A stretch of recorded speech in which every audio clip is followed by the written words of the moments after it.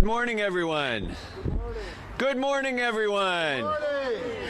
So this is a terrific way to start our day today, and it's really a historic moment, a historic step forward in the ongoing challenge that the city of Los Angeles has in meeting the what's really the human rights crisis of our time in our city, and that is our struggle with homelessness. And you are standing today in what soon will be occupied by as many as 200 people who are currently living on the streets. This is the Alexandria Park Tiny Home Village, the largest tiny home village, the largest facility of its kind in the entire state of California. Yeah. And this is the second such facility that I've opened now in my district. The first one is over on Chandler, and since the day it opened, it has been an unmitigated success. Filled up immediately. There's a waiting list of people who want to get into these tiny homes, and there's a good reason for that. For people who are currently living on the streets, to have their own private space with a door that locks, with air conditioning, with heating, with electrical supply, with shelves that they can put their items on, with drawers that they can store their items on, with beds. This is a life-changing moment to go from living in a tent on a sidewalk to living in your own private, secure, hygienic space like this. And what's even more important is that once someone comes into this kind of a bridge housing facility, it's not just the roof that they get. It's what happens once they're here, because of the services that are provided, in this case by Hope of the Valley, an incredible nonprofit service provider that provides 3 meals a day to people who are living here. We have on-site shower facilities, bathroom facilities, laundry facilities, and most importantly, the ongoing counseling and navigation services that Hope of the Valley provides to once and for all break the cycle of homelessness for the people who walk through these doors. If they need mental health care, to get them the mental health care they need. If they need substance abuse help, to get them the substance abuse help they need. If they need a job, to help connect them to a job, and always for everyone to connect them to more permanent housing. And I am very pleased to say that Hope of the Valley's record in this has been phenomenal. Folks who come in to bridge housing run by Hope of the Valley typically stay in that bridge housing for 3 to 4 months, and then they're in more permanent housing, and they're on their road to long-term recovery and the end of homelessness for those people once and for all. Where you're standing right now is in the middle of Alexandria Park. And just a few months ago, Alexandria Park was almost a symbol of failure. It was a place filled with homeless encampments. It was a place where there were repeated fires and assaults and drug use. Under that overpass, we've had multiple fires affecting the encampments and the tents that were there. We have the fire department responding about 20 times a month to this site. So it was a place that was a place of desperation that today we're changing into a place of hope. It was a place that was a problem, a significant problem for the entire surrounding neighborhood, but most importantly, it was a place of desperation for those who were forced by circumstances to take up residence in this park or in this wash or on that embankment leading to the freeway. And today, the people who are living in those conditions are being given an opportunity to come out of those circumstances into bridge housing and ultimately into more permanent housing. So it's transformative for the people who will live here. It's transformative for the neighborhood surrounding this park, and it's transformative for our city. And I couldn't be prouder to be opening this facility today. And I also couldn't be prouder to be here with the incredible partners who made this happen. And certainly, first among them is the leader of our city, our Mayor Eric Garcetti, who throughout his time in office has focused like a laser beam on trying to find new solutions for homelessness, to try to find opportunity for those who are without opportunity, to find housing for those who are without housing, to find shelter for those who are without shelter. To try to break this cycle has been one of Mayor Garcetti's most important priorities, and it has shown. It's shown in his commitment. It's shown in the State of the City remarks that he made just the other day. And it's shown, and I can tell you as the budget chair for the City Council, it's shown in his proposed budget for the coming year, which devotes almost $1 billion to homelessness in this year's budget alone. So I am very, very pleased to introduce our great mayor, Mayor Eric Garcetti. Mayor. Thank you, brother. 1 second.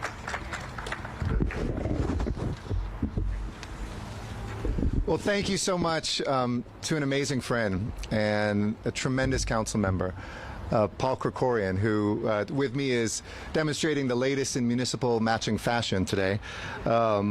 He is an amazing human being who I have been honored to serve alongside, and I'm a little emotional these days. I mean, even when I did the press conference a couple days ago on the budget, which is not a very emotional, well, it is for us, an emotional topic, to see all the press corps, and thank you for the work that you have done, members of the press, during this pandemic. Congratulations to Christina Pascucci for your wedding as well. We're all human beings as well as people who are working. Congratulations to all the city family, which it's really wonderful now that people are getting vaccinated to be around and to see face-to-face, not two-dimensionally, but three-dimensionally. Thank you to our communities that have not stopped working, and I said we would never stop working in this pandemic to address our toughest problems, not just COVID-19, but homelessness, racial justice, and so much more. And this is a very emotional place for me to be physically, because I grew up as a Valley boy going to the movies all the time, just right here. As a mayor, I've done outreach work right here on these embankments. I've done the census, homeless census count, I think 3 different years right here. So like the council member, nobody knows a district as well as the council member, but of all the places in the city, I try to quietly do outreach work whenever I can to get a sense of how people are doing on the streets and just volunteer, because I think it's important for all of us, no matter our titles, to put that time in. And this was a community. You know, when we were talking and saying when we came here, and I think it was Sylvia, you were saying this, that there was no uproar from the neighbors. That's because the neighbors were here. These are the neighbors, and they are our neighbors.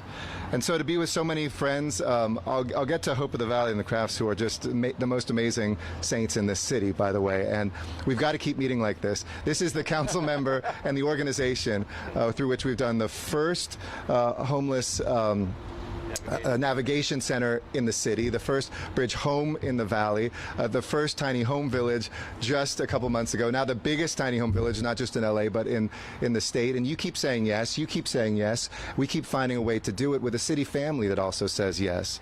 I think there might be the impression out there, we don't know where surplus property is. It's Wendy Gruhl, who, when she was a city controller, probably put on a list that this was a surplus piece of property or a piece of property that we could use.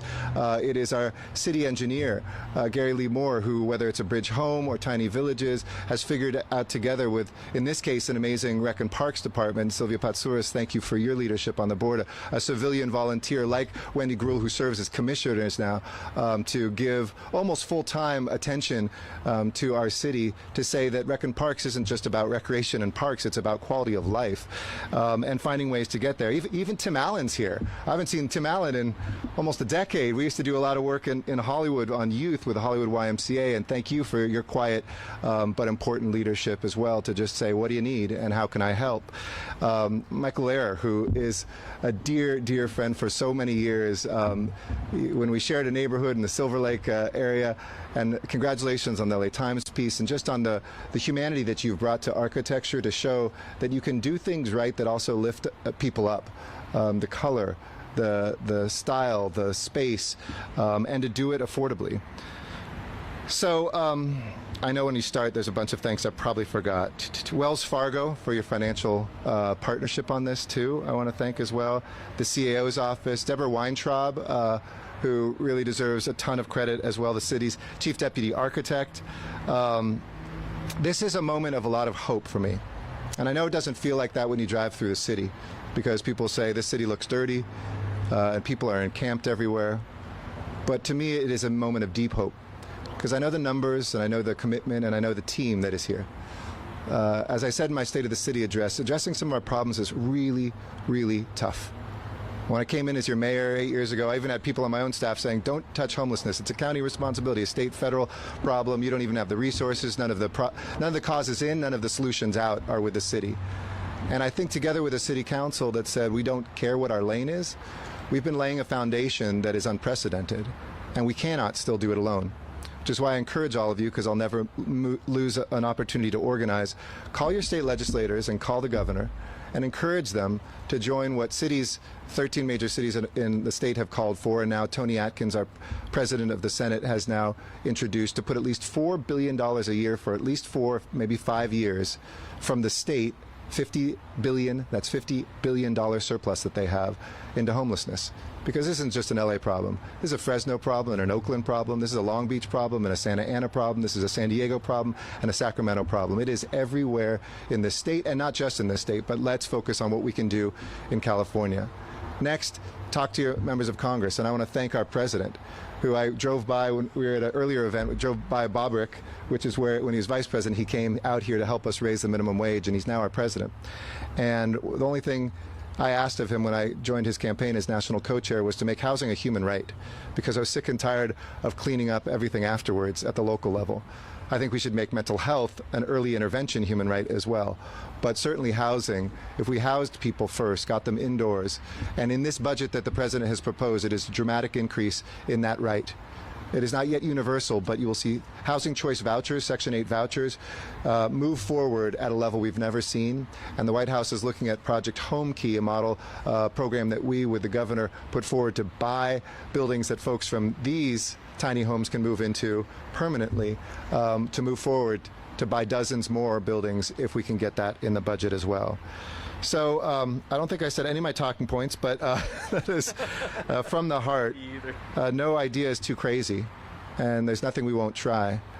And I hope that everybody will not find a reason to be upset and to be divided and to throw stones, but instead to pick them up and to start building them into structures, into walls to hold back this tide and prevent homelessness, new homes that will house people and give them a place to put their head at the end of the night. And here in the valley, that you can invest in truly what is the hope of this valley. Our ability to say that every human being is a creation of God, is worthy of our love, of our support, and there but for the grace of God go I. That is us. We are housing ourselves when we house one of our brothers and sisters. So thank you for making this dream a reality. Anybody need anything in Spanish? If not, okay, sorry. Discúlpame. Okay, now I'll stick to my talking points. Muy buenos días a todos, y es un día increíble. Como un nativo de este valle de San Fernando, esta tierra aquí, este lugar es muy importante para mí, porque como un joven en el pasado este fue el teatro por las películas que yo y mi hermana vinieron a este lugar. Pero hoy este es una transformación de este tierra, este lugar, este parque, para proveer la esperanza y hogares para nuestros vecinos. Y hoy celebramos la apertura del pueblo de casas pequeñas, Alexandria Park, con 103 nuevas casas y 200 camas para los más vulnerables de la comunidad. Y gracias al concejal Kerkorian y su equipo y todos los miembros de la familia de la ciudad. Siempre he dicho que no hay ninguna idea muy loca ni una muy atrevida. Si le dará viviendas a la gente con los recursos necesarios. Hoy es un hito hacia esa misión. La apertura del pueblo de casas pequeñas Alexandria Park, el cual antes era un parque y recientemente un lote vacío, ahora es un lugar para que nuestros vecinos más vulnerables encuentren refugio, apoyo y un camino hacia adelante. Este refugio es más que un símbolo u otra estadística. Cuenta una historia poderosa. Esta apertura significa que más de 200 angelinos podrán dormir en un lugar cómodo en vez de dormir en una acera. Y significa que los residentes viviendo aquí se unirán a aquellos durmiendo tranquilos en las más de 2,000 camas que hemos hecho disponible desde el comienzo de la pandemia. Este es increíble. Este pueblo no solo es solo un lugar al cual podrán llamar hogar, es un lugar en donde se encuentra esperanza.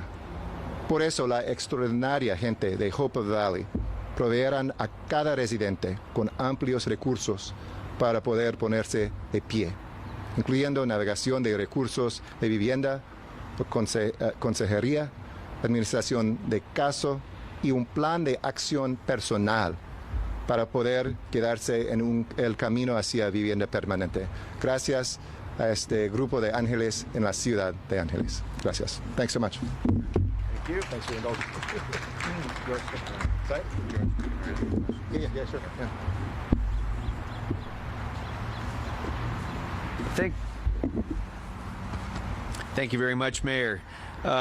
So as I mentioned, the City of Los Angeles built this facility. The City of Los Angeles built the facility on Chandler. We brought in these homes. We prepared the site. We went to a lot of effort and expense to ensure that we built a facility that really worked for these purposes. But what really matters about a facility like this is not so much what it looks like, but what happens here.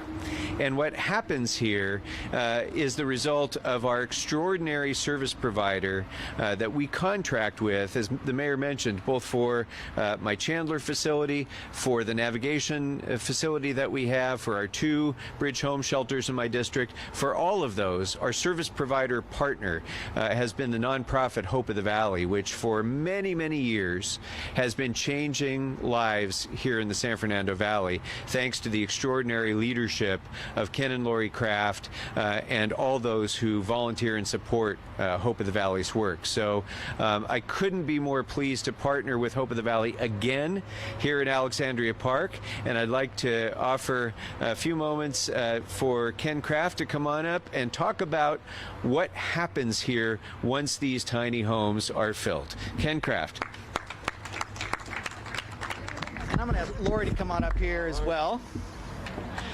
And Lori is our Chief Programs Officer, and she understands the details of what goes on in our programs and is making it happen. And I actually wrote my comments down this time to keep them focused, but as opposed to just rambling, as I typically do. But I also want to thank BOE, Bureau of Engineering. You guys are amazing in what you've put together, the design, and thank you. But Mayor Eric Garcetti and Councilman Paul Krikorian, as an inclusive, faith-based organization that deeply believes in the dignity, worth, and value of every human being, we thank God for you and your unwavering commitment and leadership to create, fund, and support innovative, affordable, and scalable housing solutions. 2 months ago, we gathered together for the ribbon cutting ceremony at the first tiny home community in the city of Los Angeles on Chandler Boulevard. Because it was new, there were plenty of critics and skeptics. Well, Hope of the Valley, your on-site service provider, is here to tell you that Chandler site has been a great success, a life-saving and life-changing facility and endeavor. With a single point of entry, a 9-foot high fence, video surveillance, on-site security guards, amazing staff, and a locking front door, Residents feel safe, and within the confines of their safety, they are free to dream once again. Hope is renewed, and now residents are getting jobs, breaking free from addiction, healing from trauma, and being placed into permanent housing. To quote some of our residents at the Chandler Tiny Home site, the first one was a woman who came to me and shared with me. She said, "I now have hope that I'm going to be okay," after her house burned down 5 years ago, and she's been living in her car ever since. Another person told me, "With access to daily showers, laundry, and meals, I feel human again." Another resident said, "I no longer have fear for my life," from a woman who was sexually abused in the wash. Another said, "I feel like I won the lottery living here. It's my own private gated community." Another said, "Please thank the mayor and councilman for giving us a chance." Mayor Garcetti, Councilman Krikorian, on behalf of our board chairwoman, Teresa Jackson, who is here, our board of directors, and our incredibly dedicated staff, it is our highest honor and extreme privilege to provide the operational and social services to the residents of Alexandria Park. We are proud to align ourselves with your vision and leadership. We sincerely believe that generations to come will look back on this city administration as the turning point in creating the necessary affordable housing, reversing housing inequality, and ending the humanitarian crisis of homelessness in our great city. Thank you for allowing us to serve with you.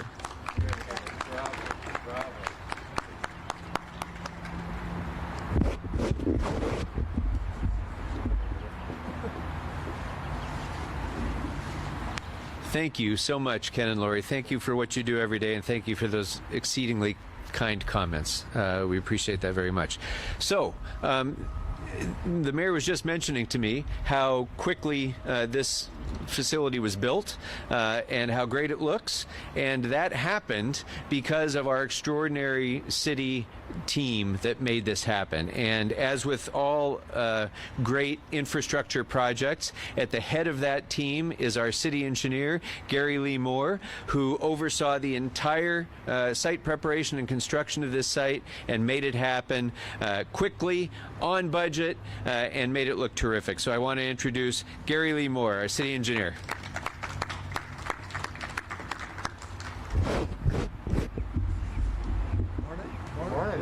Morning. Good morning. It is an honor and a pleasure to be here. And we get an opportunity to build many, many projects, but there's no higher calling that the Mayor Garcetti, and Councilman Krikorian have asked us to do, and that's to build homeless housing. And it's just a joy and a pleasure to be here this morning.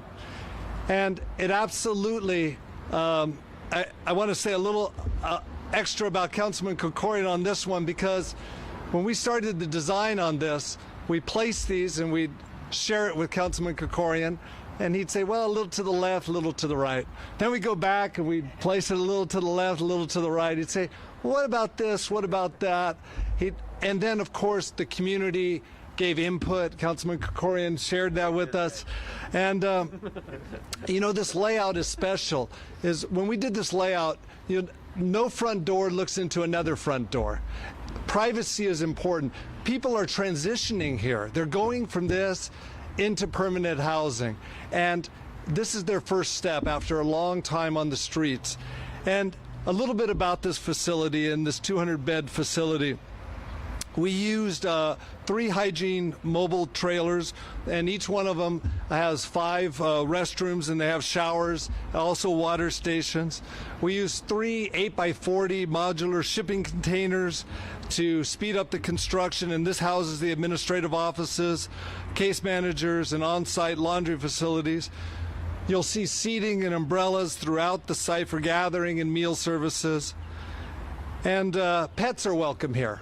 And that's also something very important, as people have their pets and it helps transition them into this. We have this very nice fence pet area. We're at a park, and it was important to maintain all the trees. And I look forward to being back here in a few years when homelessness is eliminated And we're back, and we've removed all these tiny homes, and the trees are still here because we didn't touch them, and it's back to the park. Color. You know, in our initial design, we had color. And we had a great partner in this in 4DC, our contractor. And with Michael Laird, the architect, took our color and added and enhanced. And it's a wonderful and inviting environment. And I just want to say finally thanks to the staff. And we couldn't have done this without this tremendous staff. And from our Bureau of Contract Administration, the partner out here, and on his last job of overseeing construction, Sam, I want to thank you. I know you're retiring in just a few weeks, so thank you, Sam. And finally, from my own department, I want to thank Marina, who oversees our shelter and housing projects, Marcelino, who was our construction manager, Jose Fuentes, our deputy city engineer over this. Thank you to the entire team, and Eric Villanueva, I see him also. So thank you all, and please, and lastly, I want to thank Hope of the Valley. It was so great that the mayor and the council selected and brought you in at the beginning, because it's an streamlined partnership. We love working with you, and we can't thank you enough, and want to do many, many more of these. Thank you, everybody. Thank you very much, Gary.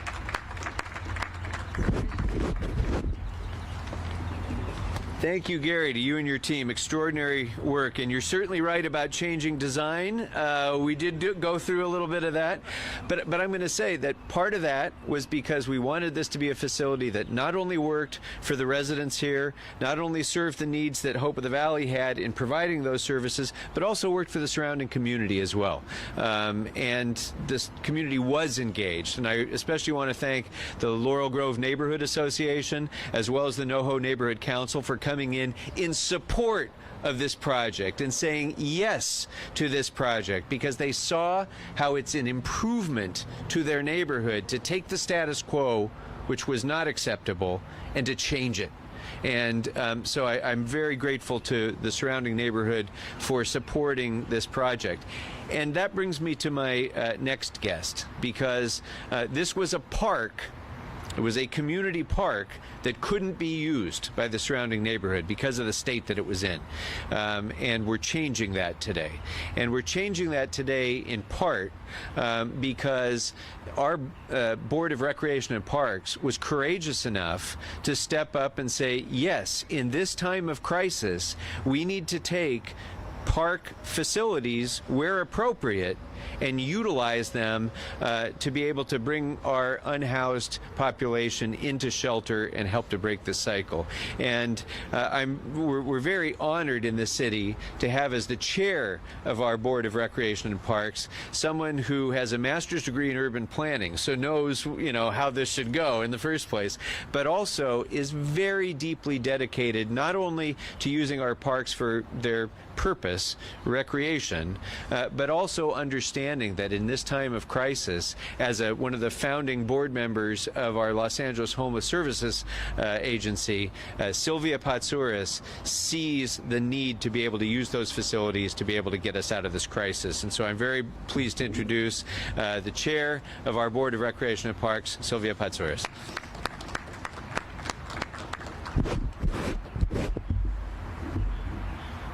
Thank you, Council Member.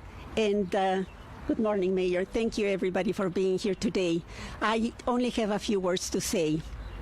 It's really a great pleasure for me to be here representing the Board of Commissioners of Recreation and Parks, because these projects are so critical. Like the Council Member said, I was on the Board of Homelessness for when it was first created.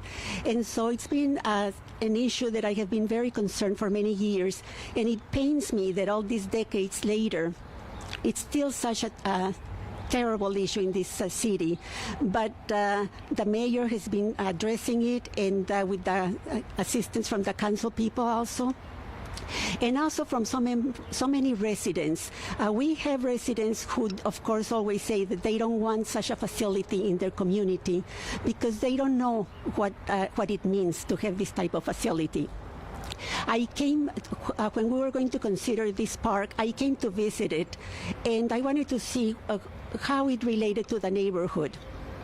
And what I saw were homeless people here and no neighborhood activity. And so I want to congratulate Councilmember Krikorian for the wise selection of this site. At Recreation and Parks, we, of course, don't want to give up our parks for any other purpose than for what they were intended to be. But when the use comes for this type of shelter and on a location as this one, it's a very wise decision to make. And so I congratulate you, Council Member.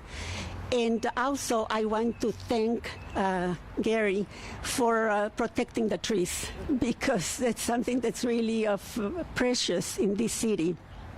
And so we look forward to the day when we don't have to use any of our parkland for housing the unsheltered. But in the meantime, we're just so happy to be able to be part of this project. Thank you, and thank you for being here. Sí, y también no he preparado ninguna palabras en español, pero sí quiero decir que es un placer para mí estar aquí, porque este proyecto es algo muy esencial para la ciudad. Soy la presidente de la Comisión de Recreación y Parque de Los Ángeles, y nosotros tratamos de proteger a nuestros parques, pero en este tipo de proyecto es un proyecto que es muy esencial para la ciudad. Ahorita que el problema de la gente que no tiene, que vive en las calles es tan importante, así es de que por eso estoy muy contenta de estar aquí con ustedes. Es el primer evento al que voy este año y lo hice porque es un evento tan importante. Gracias. Sí. Silvia Patzauras. Gracias.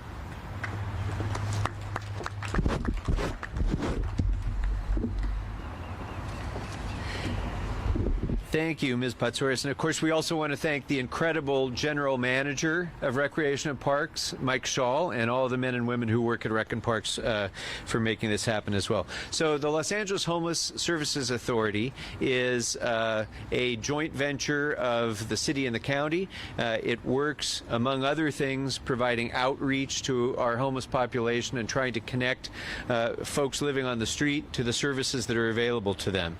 And I'm very pleased today to be able to introduce the chair of the board of LASA, who happens not only to be a great partner in that role to ensure that we get people from this surrounding community who are now homeless into this facility, but she's also somebody who has represented this very neighborhood in my office as our former council member for this district and our former city controller. I'm very pleased to introduce a great champion on this issue and a great friend, Wendy Gruhl.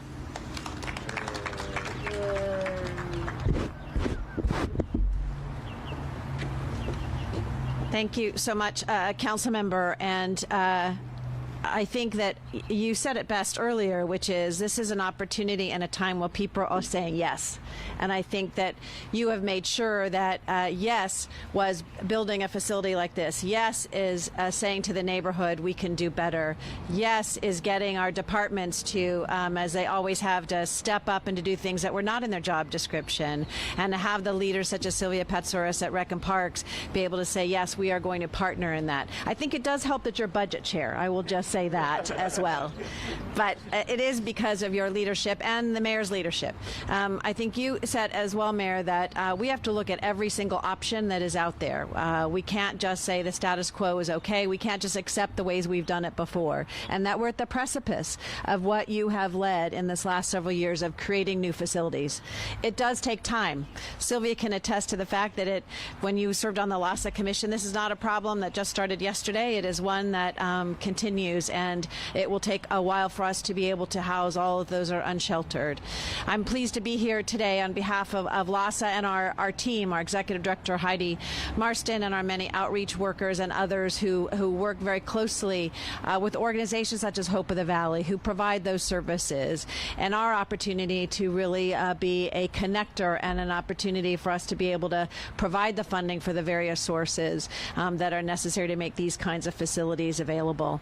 I think you will see with the leadership of Paul Krikorian and Mayor Garcetti that this is just one of many.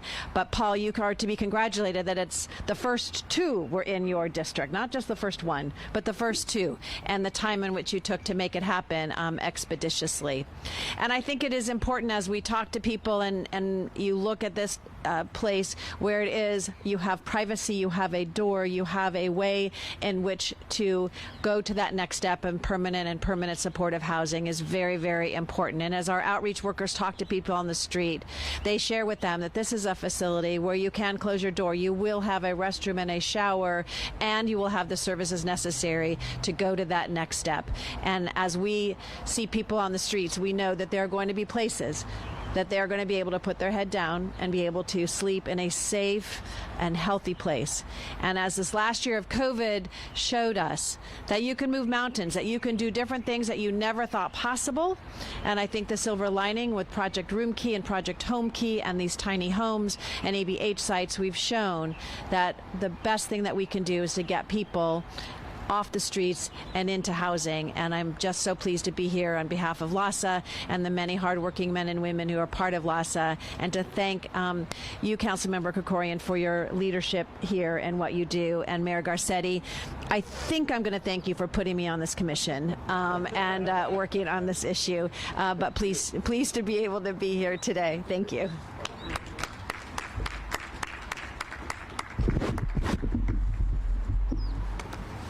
Thank you very much, Wendy. I have one final guest before we go to questions, and he is a guy who knows a thing or two about building things, so we're glad to have him here. But he's also a business leader. He's a name you'll certainly know, and a face you'll certainly know, but he's also a business leader in our community.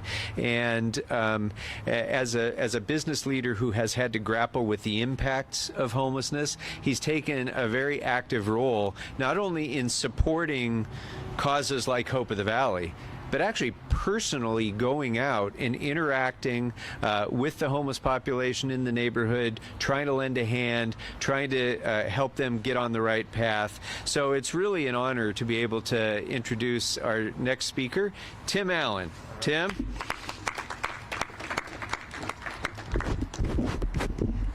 it a couple extra lights off, please, don't you? Yeah, he spits a little bit. He spits a lot. Good. It's good. Thanks. Just wanted to say hi. Thank you all for.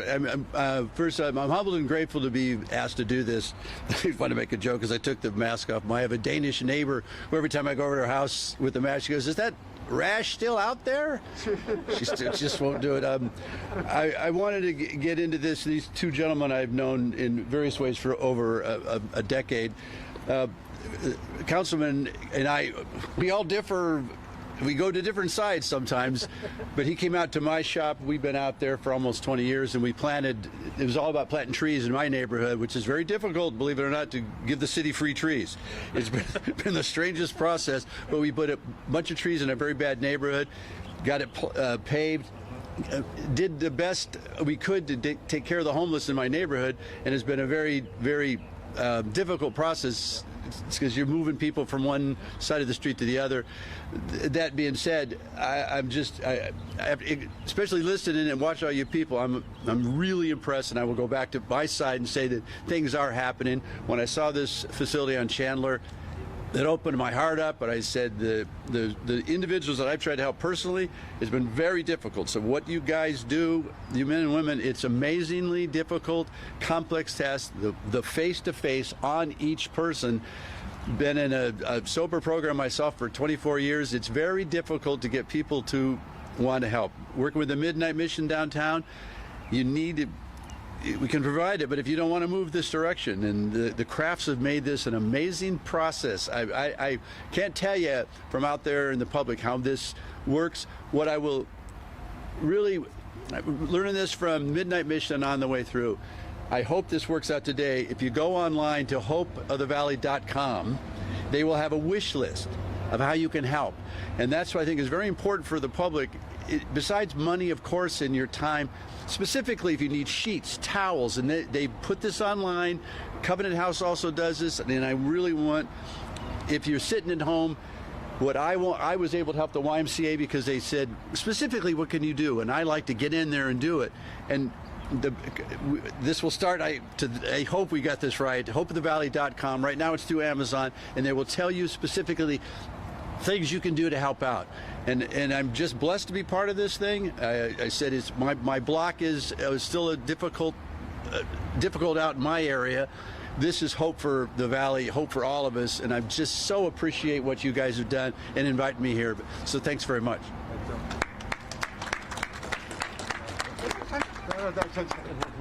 Thanks very much.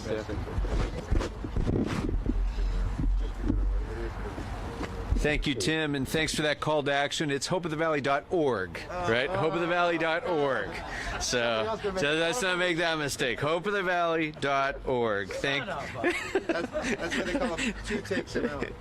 Thank you, Tim. Before we go to questions and close, I just want to take a moment, too, because I see Meg Barkley over there. And so I want to thank Meg and the entire office of the CAO, as well as our Chief Legislative Analyst's office, who's really very helpful in getting this done. And lastly, but certainly not least, I want to thank the extraordinary people who work on my team, the professionals who serve this community, starting with my Chief of Staff, Caro Tarosian, with Matt Hale, Jackie Keene, Lorraine Diaz, Cairo Rodriguez, who's here. Is Tiffany? Sorry, I don't have my glasses on. Tiffany, who and do? Tom Waldman, who's here, and Nade Sargsyan. Thank you all very much for making this happen, because I get to give speeches, but they every day go and do the hard work of making things like this a reality. So I really want to thank you, each and every one. So with that, I'd like to ask the speakers, if you could, to come on up, because the press is going to have questions, and we want to be able to have the right person answer the right questions. So with that, we're ready for questions, Mayor. You know what? I'm going to put my glasses back on. Sorry, because I can barely see the hands.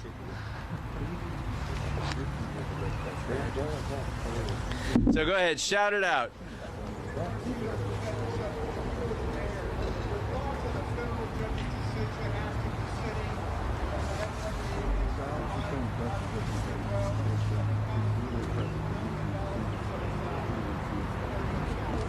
Oh, thank you. You want to talk first? Go ahead. So, yeah, I've enjoyed working with Judge Carter. I share his sense of urgency. And I think we all have moments where the emotions of this come out, where we're saying, I want to wave a magic wand and just, can you please make homelessness disappear? But, I think that clearly that was something that was written many days before my State of the City address, and it kind of, I think, lumped in that $1 billion. As I said a couple days ago, it may be impossible and illegal to take that money and put it in escrow. And I just said, stay out of the way in terms of our work that we're doing. We're not going to slow down, and adding layers, even if they're judicial layers to that money. For instance, $300+ million of that $1 billion I've proposed, which doesn't exist until the council, led by this budget chair, actually approves it. So it's not even there yet. Secondly, $300 million of it is, for instance, from measure Proposition HHH. That's a vote of the people, no judge, no council member, nobody can legally change that from right now the housing that it's going to, which is 89 projects of permanent housing, 5,651 units. I don't think it's in anybody's interest to slow that down or to put it in a different account, nor is it probably legal. So we've been very clear that we are excited to, just as we did last year, make commitments. This isn't about who's right and wrong and, beating our chests. This is about actually helping real people. And I'm not into the theatrics of this moment. I'm into the results. So when we, for instance, committed to 6,700 additional housing solutions above and beyond the ones that we are already doing, which were in the thousands, that was evidence that the city would sit down with plaintiffs, with other parties, and make those sorts of commitments.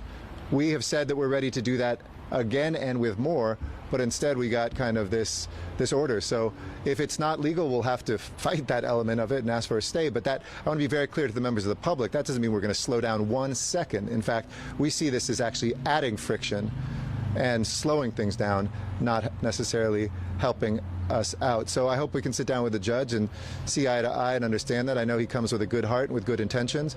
You heard today from folks on Skid Row, advocates and others saying, yeah, that's not the way to do this. So if everybody has good intentions, let's not do theatrics. Let's not do throwing stones at each other. Let's actually continue doing the work.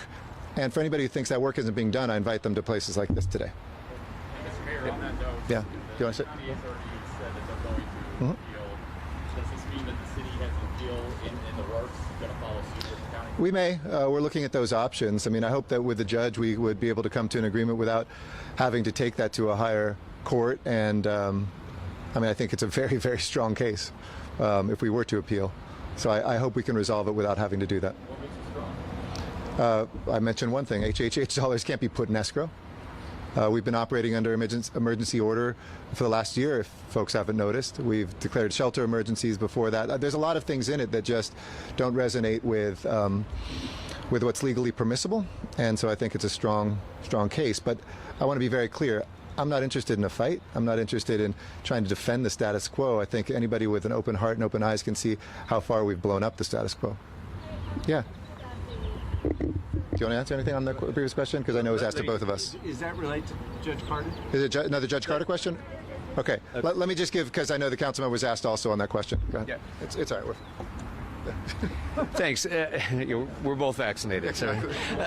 I just wanted to add, with regard to Judge Carter, first of all, whether or not an appeal is taken, it's a decision that the City Council will take up and consider the advice of the City Attorney. It's too early to say that. I've been busy reading the Mayor's proposed budget, so I haven't had a chance to read all 100 pages of Judge Carter's order yet. But I will say this.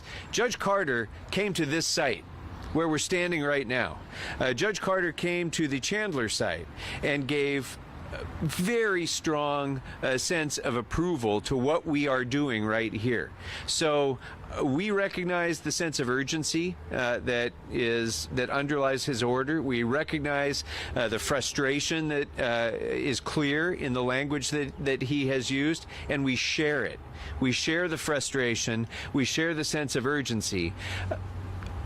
But you can't simply make all of the social ills that underlie homelessness go away by striking a gavel. It takes hard work. This is the hard work that makes that happen. And so we hope to be able to continue with the positive relationship that we've had with the judge and finding real solutions, that will really work in a sustainable way. But just to follow up really quick on that, the judge is literally saying put $1 billion in an escrow account in 7 days. You're the chair of finance. Is it legal? Is it possible? If not, why not? Well, the $1 billion that Mayor Garcetti proposed for the coming budget does not exist yet. It's based on revenues that will come in over the course of the next budget year, which doesn't even start until July 1. So there's a lot of, sort of basics of budgeting that aren't reflected in that kind of a suggestion. The idea that there's just the city has billions of dollars that are just laying around that are not being used right now that we can just write a check and put into an escrow account doesn't make a lot of sense from a budgetary standpoint.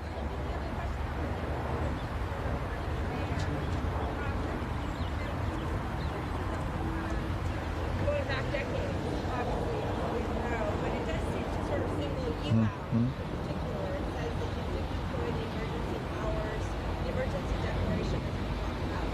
You could put enough toilets in the city, you could make enough progress on Project Hurricane, do enough to build housing in affluent areas. Do you want to respond to those personal criticisms of your progress on homelessness? No. Particularly maybe the emergency. No, I don't, because I don't think, look, I said something which I think few political advisors would advise their principals to do, and certainly what few politicians do, which is I stood up a few years ago and say, I will take personal responsibility for addressing homelessness. Now, a lot of people said, oh, he took personal responsibility for causing homelessness when homelessness existed when I was a baby here. I mean, I used to go to Skid Row when I was 14. I'm not in charge of the mental health care system. I didn't declare wars that brought people back with PTSD. I haven't been putting people in prison for years. I didn't declare the drug war. I haven't been in charge of the foster care system. I've tried to be a solution to a lot of these things, but no one of us has caused this. All of us have. Every single person standing here. As I said a couple days ago, to quote Heschel, no one of us is responsible, but all of us are. And in looking at this specifically, If somebody wants to personalize this, that's my job. I get that every single day. But no, I'm not going to spend my time responding to. I said a couple of things, in terms of nobody's ever pointed out to me some special new power that exists under an emergency declaration that gives us any additional powers or money at all. And we are operating under an emergency order right now in public health in this county. We've used that during this pandemic in order to house people and to address their public health. We declared a shelter emergency, and we do that every single year. Those are emergency powers that are granted, things that we do. So it's kind of a rhetorical point. These are like things that he's maybe pulling out of old articles and deciding. It is so easy to blame one person. It's so easy to blame every elected official for this, instead of us turning the mirror on ourselves collectively as a society. To Tim Allen's point, folks who are struggling with addiction, if all of us in this area right here said that we have a mental health problem or addiction, you know how many people would be seen by a clinician today that could cure us? Probably zero. And yet if we all broke our ankle today, we could go to the emergency room and 100% of us would be seen. How perverse is that in this country, that you can do one and not the other? When it comes to housing, why don't we have a right to housing in this country? We don't let people starve. If you qualify for food stamps, you get them so people don't starve in this country.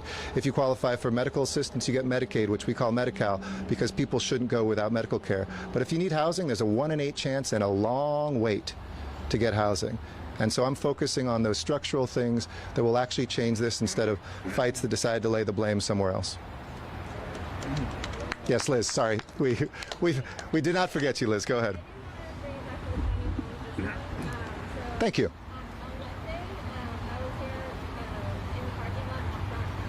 Yep.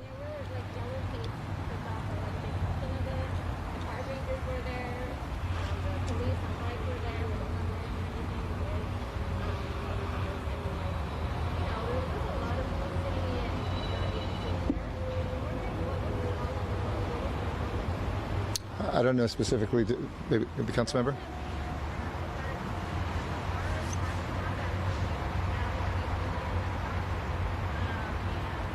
Will you put your mask down just a little bit so we can hear it? It's okay, don't worry.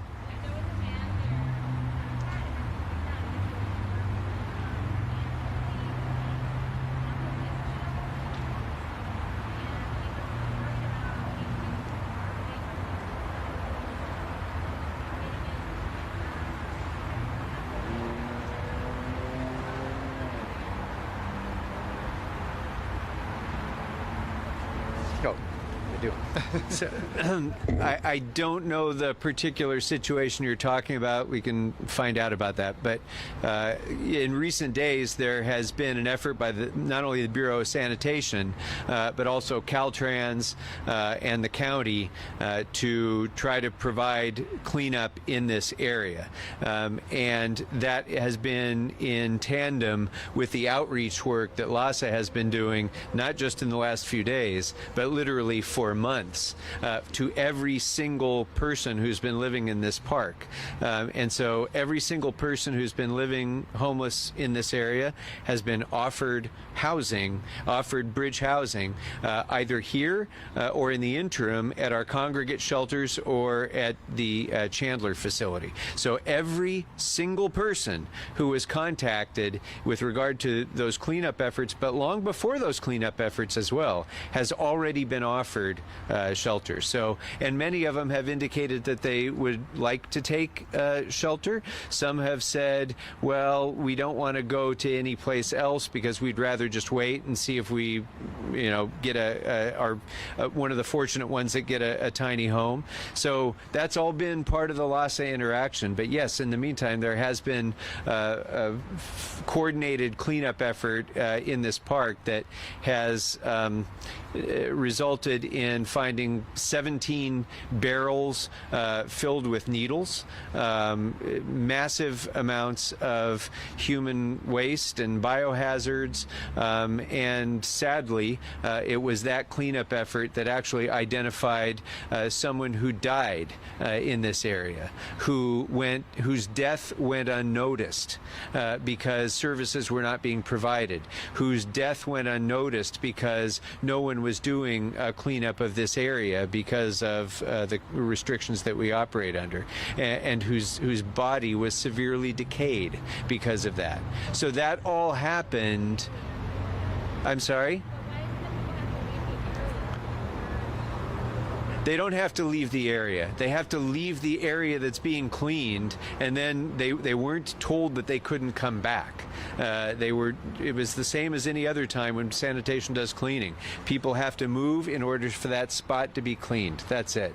But every one of those people has been offered shelter. On the topic of the small homes, the Democratic Socialists and leftist groups in general sort of making recently to disparaging these types of projects. I don't know if you've noticed they started calling them tiny sheds. Yeah. They started going on social media and saying they're tiny sheds, they're not housing. How would you respond to those sorts of appraisals? I would say that they're essentially telling people who are drowning that they shouldn't get a life preserver because they should just wait for the rescue ship to arrive. And it is outrageous. It's outrageous, and it is disgusting that so-called activists are telling people that Ken just described in his comments earlier that this is something that they shouldn't accept. I think that people who come and live here know what's good for them. And I think that the woman that I met over on Chandler, who said she's still having trouble sleeping because she's not used to being able to sleep without wearing 2 pairs of undersized jeans at the same time. She's been doing that for months since she was raped in her tent.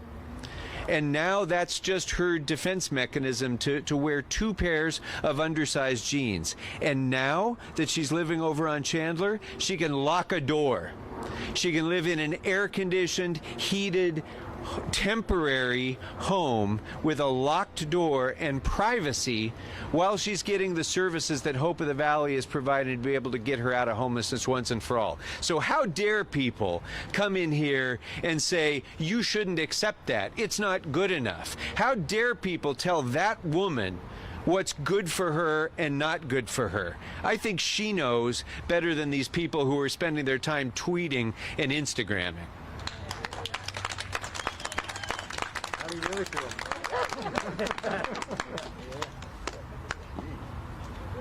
Good question. We can't hear you at all. Sorry. You gotta take a mask down. It's right.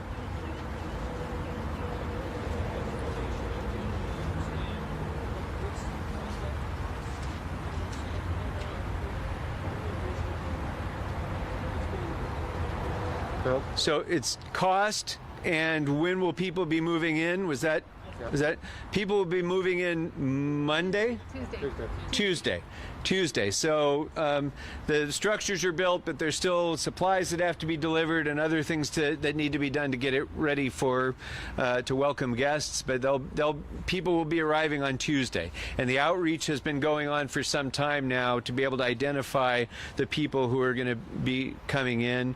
I'm not sure exactly where we stand with that, but so we'll start coming in on Tuesday. The total cost is for this project came out to $43,000 a bed. A lot of people say, well, you can, these things cost $10,000. Why does it? There's a lot of work that goes into preparing a site like this, as you can see looking around. Yes, you could set up a tiny home like this in a parking lot. Like other cities have done. You could set it up someplace where there's no bathroom facilities, no plumbing, no electricity, no security, no lighting, none of those things. Yeah, you could do that, but that would be a pretty miserable way to provide bridge housing. When you consider all of the wraparound, not only infrastructure, but wraparound services that are included in this, it raises the price. But $43,000 a bed is still a heck of a lot cheaper than the $600,000 or so a unit that often costs to build permanent supportive housing. We still need to do that. But as I mentioned a moment ago, in the meantime, while that housing is being built to scale, we need to scale these sorts of facilities up to give people an opportunity to come in from the cold, to come in from the elements, to be able to stabilize their lives and be able to get the kinds of services that our service providers provide to be able to break the cycle of homelessness.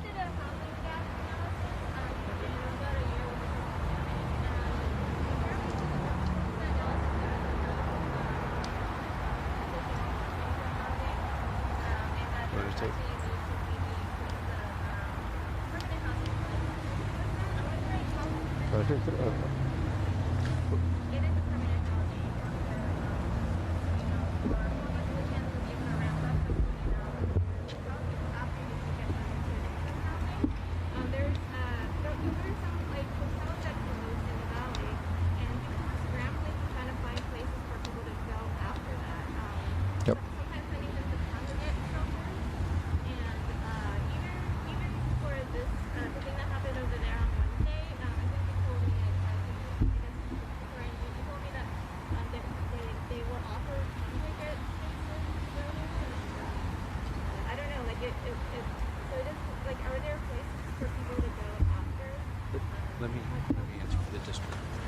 So let me answer for our district first, and then I'll ask Mayor Garcetti to speak to the citywide issues. With the completion of this facility and the next tiny home village that will be finished within the next few months, in this district, we will have enough bridge housing capacity to house every single unsheltered homeless person in my entire district. Every single one. And now whether they accept a certain kind or not is another issue, but we will have the capacity for it. And that's 2 congregate bridge home shelters, 3 tiny home villages, a hotel that we bought that we're going to be able to use in the district. So with that capacity, we'll be able to throw out that life preserver for folks, start getting them the services that they need, and while we're continuing to build the permanent supportive housing both here and throughout the city. So we're really close with that, but not quite there yet. But we will be within the next couple of months. And then in terms of more permanent housing, you're certainly right. We're not where we need to be, either in this district or throughout the city. But as the mayor will attest, we've done a lot, and we still have a lot more to do. That part takes a lot more time and a lot more money, unfortunately. But Mayor Garcetti. Yeah, I'll just say briefly, we need all of them, and we need more. That's the simple answer. There's a lot of people. There's kind of 2 different questions that it's Groundhog's Day about all the time. Shouldn't we do this instead of that? Yeah. You know, shouldn't we do shelter or this kind of shelter or this kind of transitional housing instead of permanent housing, so we can just get people off the street, put them in hotels, motels, whatever it takes. And other people sometimes say we need housing and not those temporary things. I've worked on this long enough. We need actually all of the above, and we need more. And that's what we're trying to do. Can we do just 1 minute in Spanish? Sí, por supuesto. ¿Podemos hablar otra vez de cuánto dinero se está invirtiendo en este proyecto y realísticamente hasta cuándo pueden quedarse aquí las personas? Sí, esta próxima semana la gente vendrá aquí en estos hogares. El precio es solamente 43,000 cada unidad, con todos los beneficios, la limpieza, los baños. Este es no solamente un grupo de hogares, pero es una comunidad con servicios, con la gente que puedan asistir a poner personas en hogares permanentes en 3 o 4 meses después de su llegada aquí. Es muy importante tener no solamente estos edificios, pero un programa y un sistema a ayudar a la gente, porque los problemas de médicos, de salud mental, de adicción, de trabajo, de cuidado de sus hijos, todos los servicios existen aquí en un lugar y a un precio muy bajo en comparación de la vivienda permanente, pero los dos son necesarios. Un detalle más, ¿van a estar aquí personas individuales separadas? Sí. No madres, no niños. This is also couples. So no, so, Yeah. es para individuos y también por couples, con parejas, por las parejas también. So, 1 o 2 personas en cada hogar.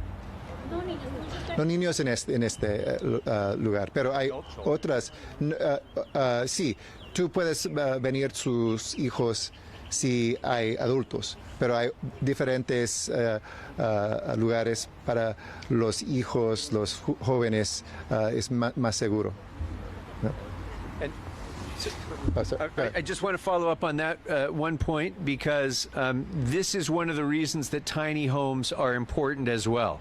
Because for many homeless people, congregate shelter is not an option.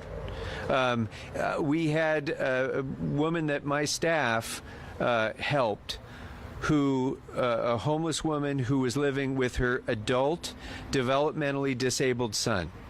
Now, she could not go to a congregate shelter because they're gender segregated, and she could never be away from her son because he couldn't survive without her. So she had no options other than to stay on the streets until we came up with these. And now she can come in, have her son with her in the same unit, and the same thing applies for couples, for other family situations like that, where a congregate shelter is not an option that they're going to be able to accept, but this will be, and it gives them more ways to say yes to shelter. I'm sorry, you've been waiting a long time, but I wanted to get that in.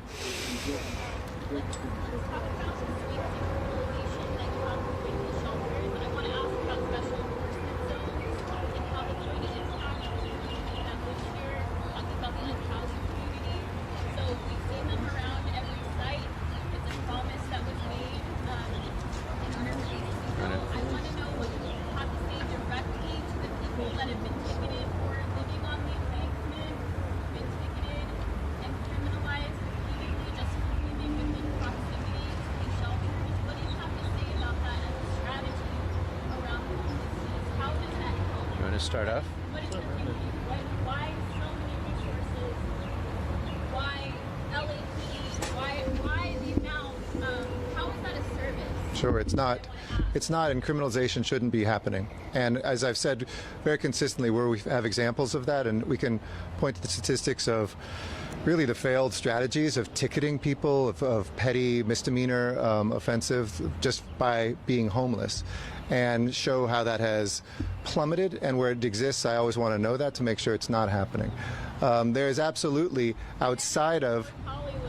Okay, I'm going to answer. Outside of that, there's no doubt that there's a need to simultaneously provide housing and shelter to people, and to also allow folks to be able to clean neighborhoods, deal with public health, ADA access, etc. Those two things don't have to contradict, nor do I believe they should.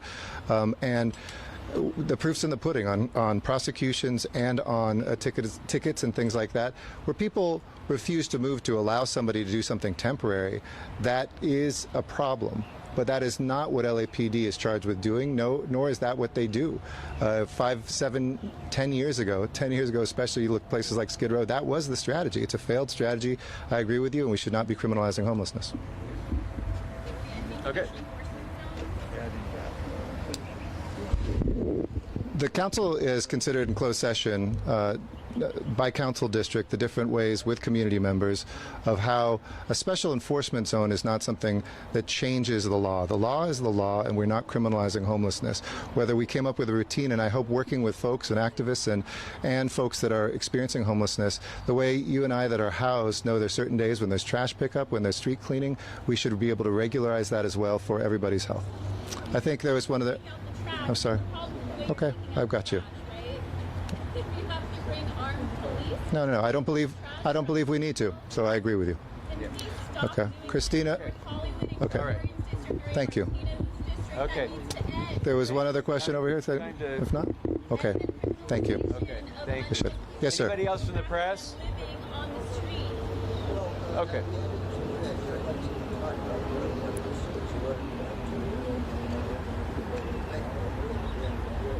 What the city's learned about what, sir? I'm sorry? Yeah.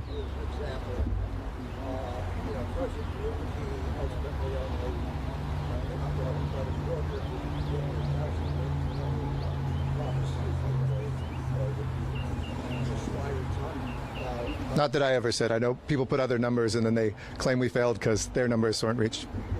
Sure. All right. Sure.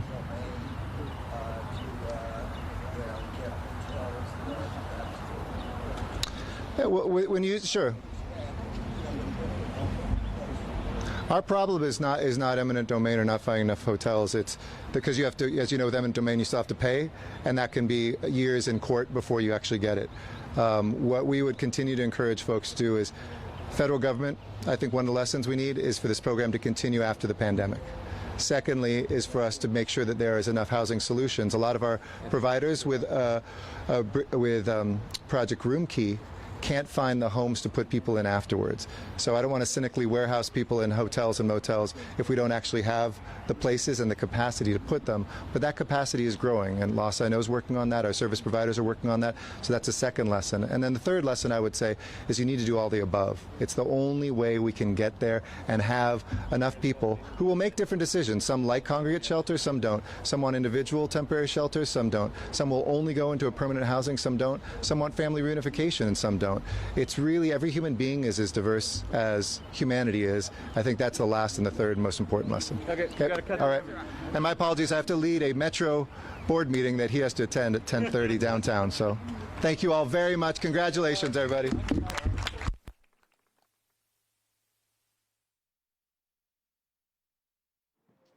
See you guys.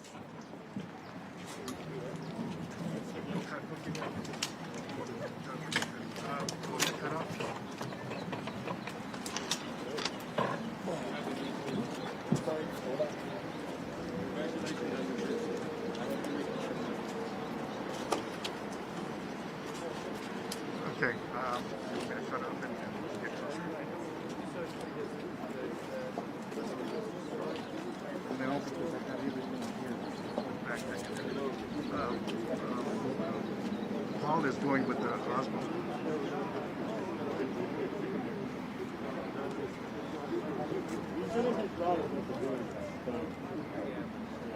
You shouldn't be bombed, but the house is probably so happy. There's nothing to celebrate, Paul. There's nothing to be happy with. Nothing at all, Paul. Talk to the community members that this is supposed to be for. Tell them how they feel about it. Ask them how they feel.